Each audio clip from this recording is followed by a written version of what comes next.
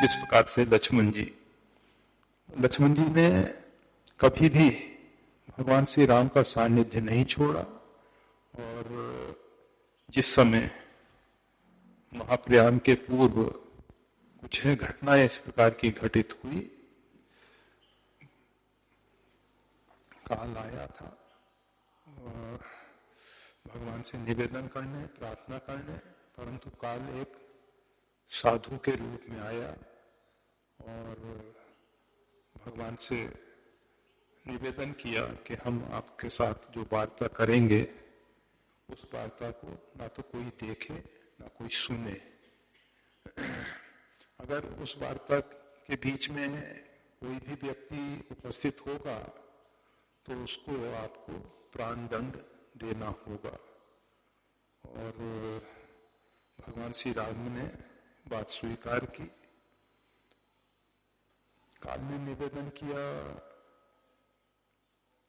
कि भगवान, आपने जो भूमंडल पे रहने की अवधि निर्धारित की थी वो अवधि पूरी हो चुकी है, फिर भी अगर आपकी इच्छा है तो और लंबे समय तक आप यहाँ रह सकते हैं, क्योंकि भगवान के ऊपर किसी का शासन नहीं है, परम स्वतंत्र, न सिर पर कोई। हाँ भाई, भगवान से वार्ता हो रही थी, उसी समय लक्ष्मण जी को भगवान श्री राम ने प्रहरी के रूप में बाहर नियुक्त कर रखा था कि कोई भी हम दोनों की वार्ता ना तो देख सके ना सुन सके। और उसी समय महर्षि दुर्वासा पधारे और दुर्वासा जी ने कहा कि भगवान श्री राम से हमको मिलना है।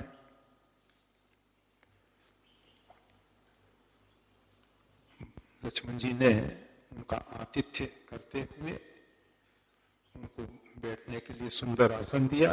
उन्होंने आसन स्वीकार नहीं किया कि पहले हमको भगवान श्री राम से मिलना है। कहा कि भगवान इस समय विशेष वार्ता में है।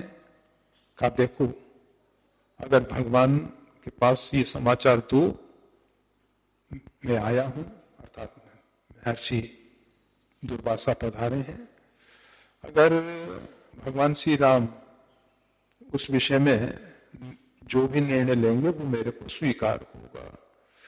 लक्ष्मण जी ने सोचा कि अगर मैं भगवान श्री राम के पास जाता हूँ, वार्ता के अंतर्गत मैं वहां पहुंच जाता हूँ, तो भगवान को मेरे को प्राण दंड देना ही होगा, क्योंकि भगवान रघुकुल शिरोमणि है, रघुनाथ हैं, और रघुकुल रीत सदा चली आई।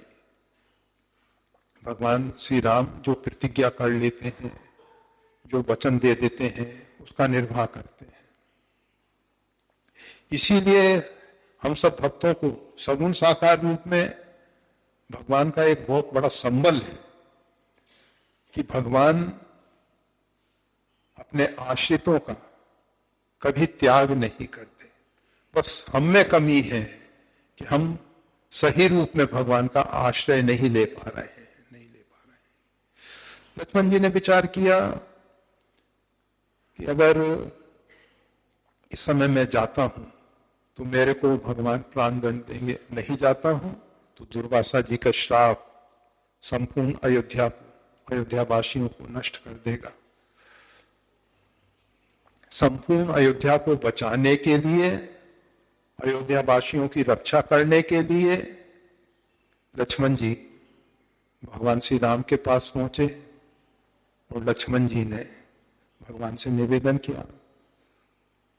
भगवान ने कहा महर्षि अगस्त को तुरंत बुलाया जाए।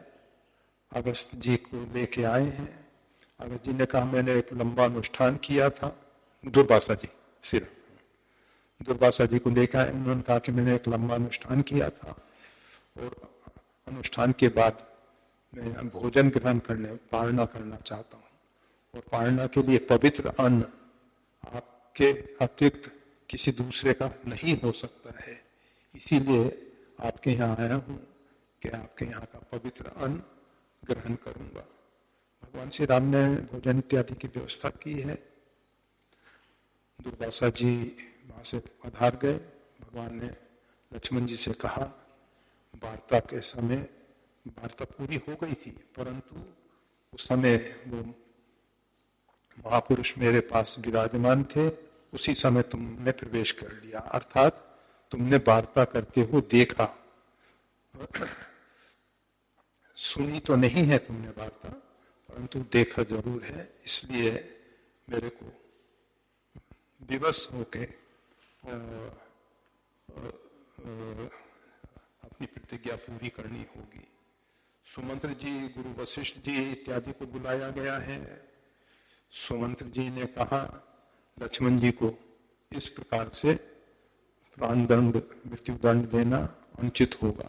गुरु वशिष्ठ ने कहा, राम, आपने अभी तक पूरे जीवन में, जब से आप भूमंडल पे, पृथ्वी पे राम रूप में पधारे हैं, अभी तक धर्म का त्याग नहीं किया है। और ये अब आपकी लीला का संवर्ण का समय आ गया है, इस समय भी आप धर्म का त्याग ना करें और लक्ष्मण जी को आप त्याग दें, क्योंकि महापुरुषों के द्वारा व्यक्ति का त्याग जो है उसकी मृत्यु के तुल्य होता है। अगर कोई महापुरुष हमारा त्याग कर देते हैं तो समझना चाहिए कि वो हमारी मृत्यु हो। लक्ष्मण जी ने भगवान के चरणों में प्रणाम किया है और कहा कि प्रभु, आपके बिना मैं नहीं रह सकता हूं। सरजू में जाके उन्होंने उत्सर्ग किया है। और कहने का मतलब यह है, लक्ष्मण जी जीवन पर्यंत भगवान का साथ नहीं छोड़ सके। वीडियो देखने के लिए धन्यवाद। श्री गुरुदेव की वाणी का और ज्यादा लाभ लेने के लिए कृपया हमारे चैनल को लाइक और सब्सक्राइब करना ना भूले। चैनल का लिंक डिस्क्रिप्शन बॉक्स में उपलब्ध है। जय श्री राम।